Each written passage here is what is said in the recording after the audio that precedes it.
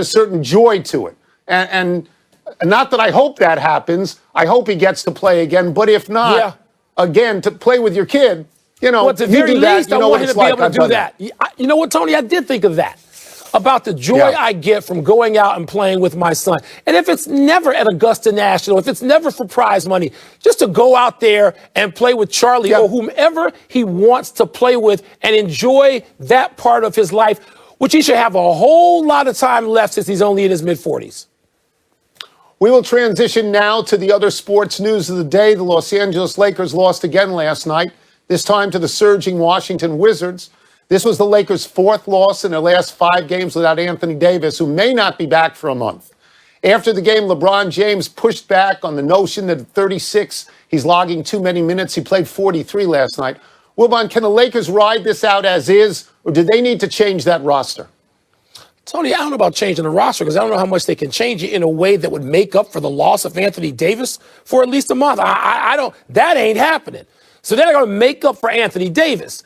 Now, the whole LeBron question is interesting. I watched with great interest and great satisfaction at LeBron say, no, we're not. I'm not going to get into reducing minutes. I haven't asked for it. I don't care about it. I don't particularly want it. I'm doing what I have to do. I just thought standing ovation for LeBron James, because that's who he's been in his career. And so he's trying to do that now. I realized that even though he and Tom Brady seem to just be able to stiff arm Father Time, that they can't. And LeBron is older and he can't play 40 minutes every night. But one, Tony, that game, as I texted you when you were deep asleep and I was screaming and awake and on text chains with various people, that game was fabulous. It was so entertaining and dramatic. And the Wizards are a story to fewer people, you and me, because of our lives lived in Washington, D.C.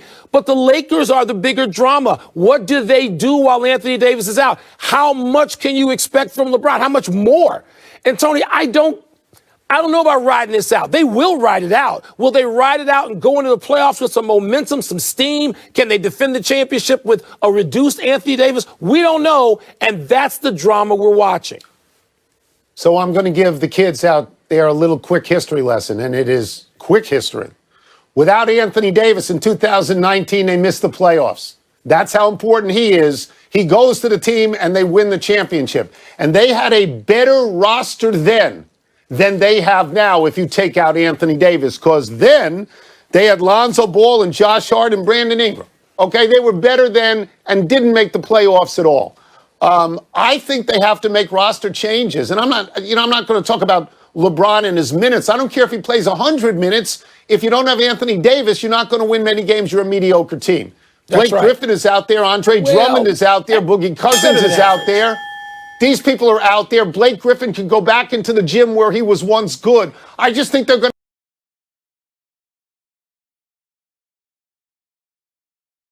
to have to do something, Mike. And now, because of the bell, I don't have enough time to talk about the Wizards and how I told you they'd finish ahead of Houston after they made that trade, and you laughed at me. And who's laughing now? Stop. This is your obsession with John Wall. Pay attention to these Wizards if you can stay awake and revel in what Bradley Beal and Russell Westbrook did last night. You can't stop both of them. Russell Westbrook is a far superior player to John Wall, works better with Bradley Beal. If I'm not mistaken, on the road, they've beaten Denver, Portland, and the Lakers in succession. Pretty good.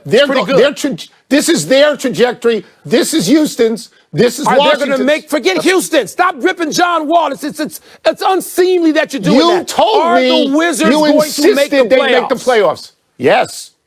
Yes. I picked them to make the playoffs. Now you're joining me. You're saying yes, they'll make it. Look at my hand. Albert Pujols' wife recently posted on Instagram that this would be Pujols' last season.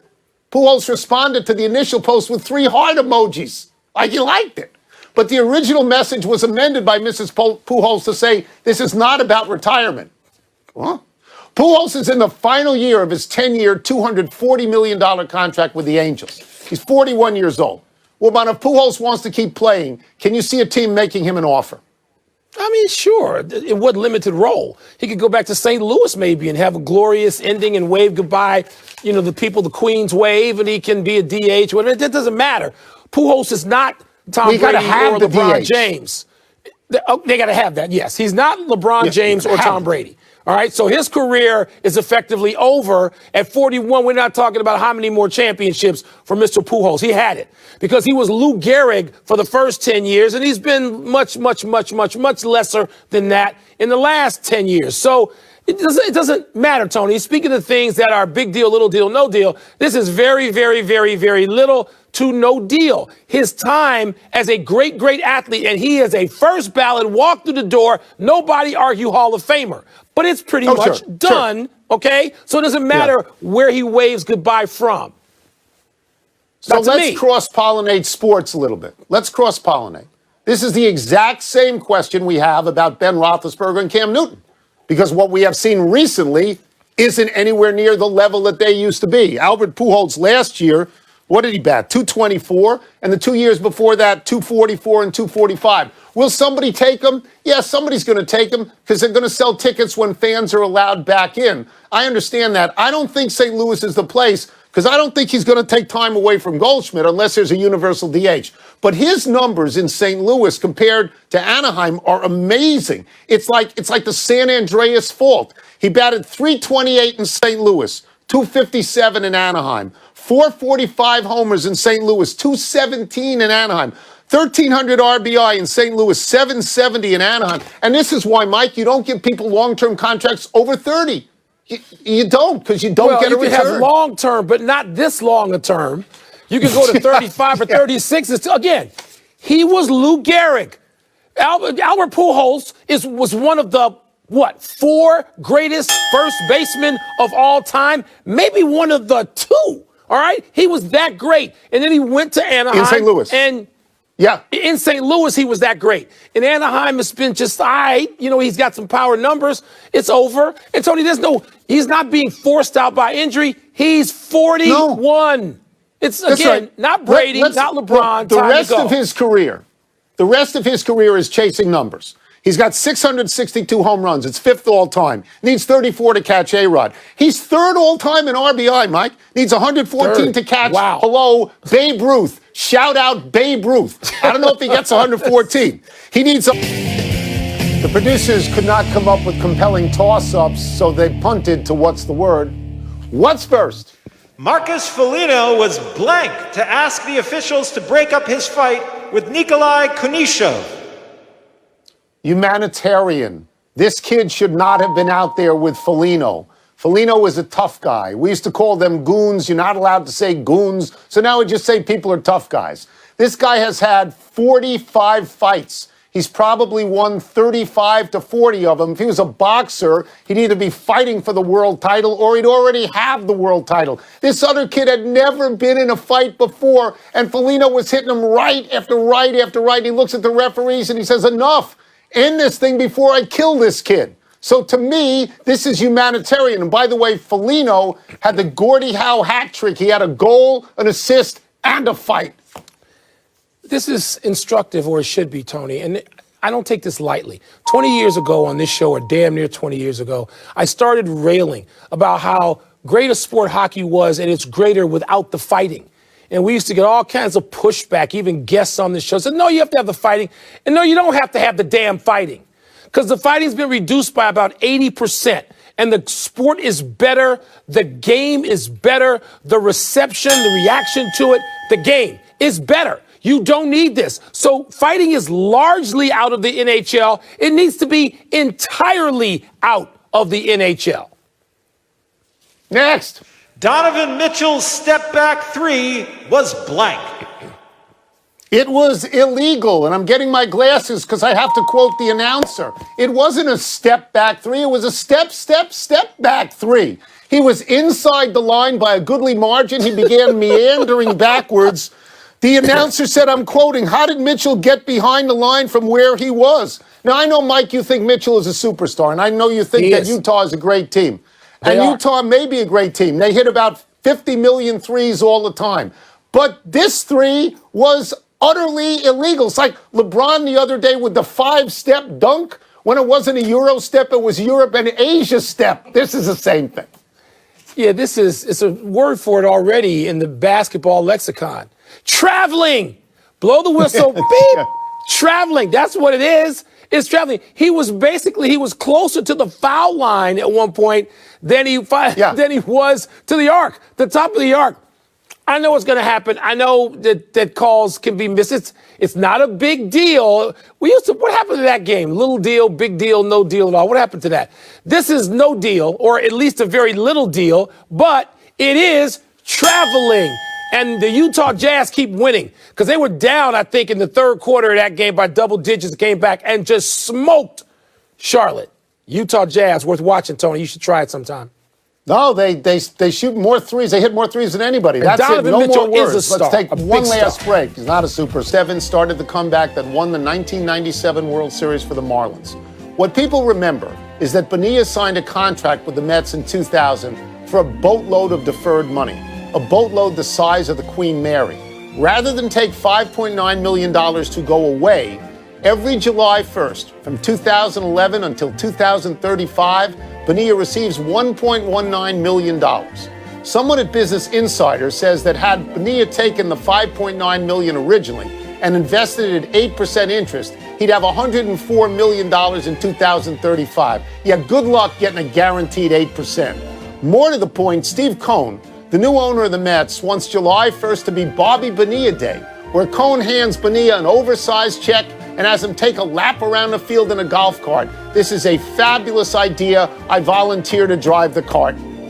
Well, even without the guaranteed 8%, by 2035, he will have gotten $29 million, right close to $30 million, Tone, instead of taking the 5.9. So that is smarter as well. Seems to me he's in a no-lose situation. Happy That's anniversary, right. Michael Edwards. You might remember him better as Eddie the Eagle, British ski jumper. On this day 33 years ago, Eddie the Eagle became the surprise underdog star of the Calgary Olympics by participating in the ski jump, the first Brit to ever do that. Eddie finished dead last in both events he entered, ridiculously far behind the next to last finisher. But he became an inspiration to all sorts of couch-bound wannabes. The International Olympic Committee did not laugh along, though. They put in a rule requiring Olympic hopefuls to compete in international events and do reasonably well, not just walk out of a pub and into the Olympics. On a personal note, the ski jump isn't nearly as high off the ground as you think when you watch on TV. I doubt the jumper's ever more than 20 to 25 feet up in the air, if that. It just looks like he's soaring into space. Tone, I have been standing down there as skiers land. You see those people down at the bottom. You've been there, too, at the Olympics. I watched Matty Niemann, I think, a Finnish jumper, win the gold medal. Yeah. He was like 15 or 16 years old. And it's amazing. It's breathtaking. I don't know how high it is, but it's breathtaking. Oh, it's wonderful, wonderful to watch. It really is. Happy trails to another Duke opponent. This time it was Syracuse as Duke won their fourth straight game last night, blowing out Syracuse at Cameron Indoor, ending the first half up 52-34. Duke's now 11-8 overall. They're 9-6 in the ACC. This one counts as a Quadrant 2 win and improves Duke to 6-6 in Quadrant 1 and Quadrant 2 games for those who worship at the altar of Joe Lunardi. Duke has Louisville, Georgia Tech, and North Carolina still to go, and 2 wins there ought to get the Blue Devils into the tournament comfortably. This was Duke's 4th straight win since freshman Jalen Johnson left the team to prepare for the NBA. Syracuse coach Jim Boeheim suggested a few days ago that Duke might be better off without him and took gas for it. But it's becoming increasingly hard to argue. Okay, you know how much I love Jim Boeheim. I think you can't suggest that a team is better off without a kid who's an amateur, who, would understandably have his feelings rocked when he hears a coach, probably who recruited him at one time, say that. So hey, let's just slow our roll on that one.